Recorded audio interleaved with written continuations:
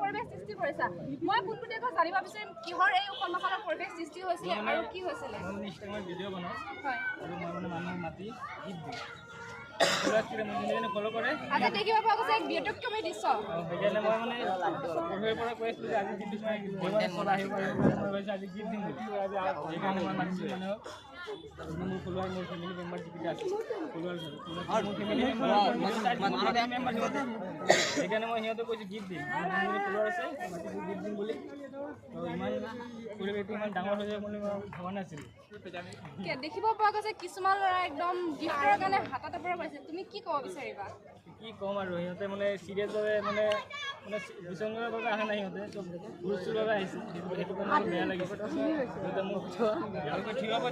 পৰিব আছে দাদা খানা চানা কৰি আছে সিহঁতে দাদা পৰিব